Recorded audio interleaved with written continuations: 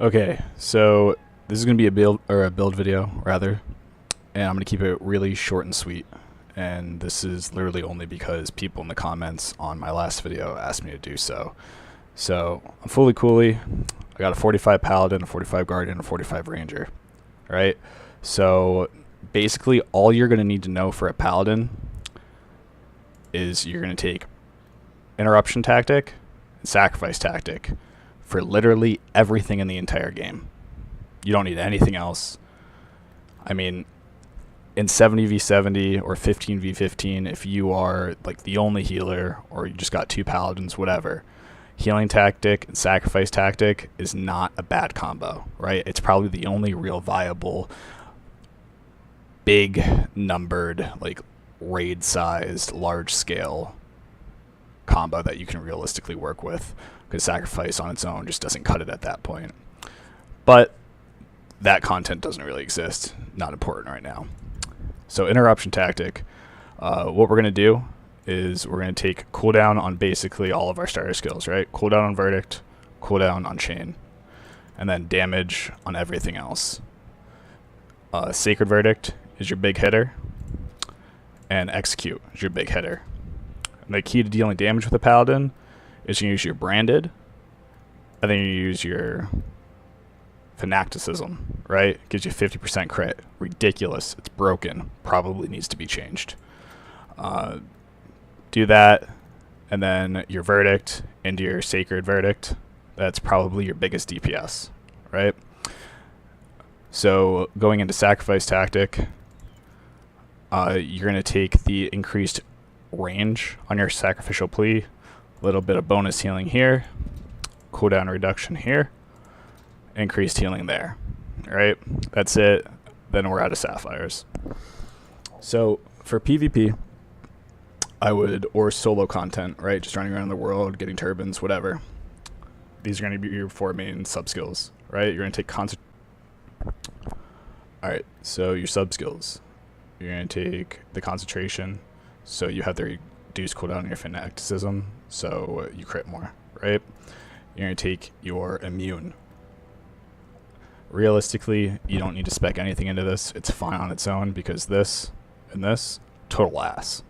But the increased healing time or increased healing amount for a 4-second increase, it's not terrible.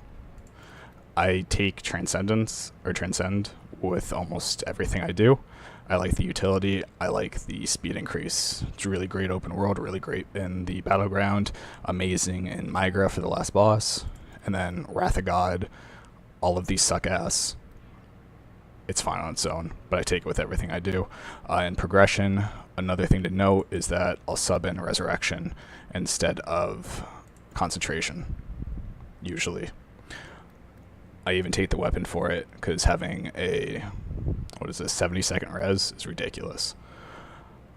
So as far as the abilities go, this is the tree I use for everything, right?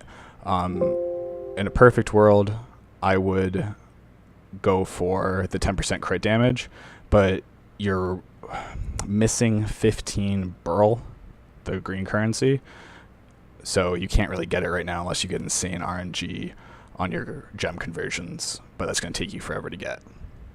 So I just go for the 10% pet increase, and this is what we would realistically remove for that. Remove that, and then remove the fighting power. Let's see.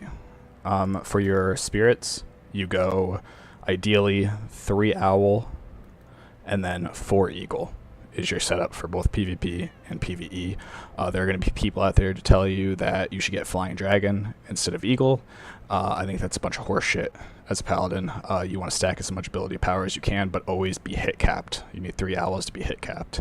The reason you stack Eagle instead of Flying Dragon, ideally, is because your main job as a Paladin is to heal. You're the only healing class in the game.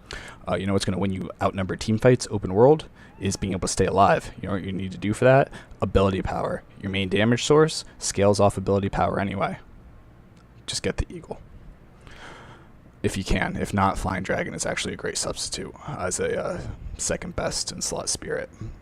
The only reason I have Lion is because it's best in slot pants, and the 44 wisdom kind of outweighs me using a 37 for it.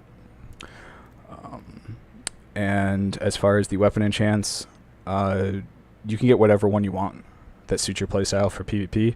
PvE, 100% recommend the res cooldown, and then always get the decreased cooldown on your immune, your endure. And I think that basically covers it. If you guys want to see anything else or have questions on anything else, just let me know, and I'll do my best. Sorry it took so long.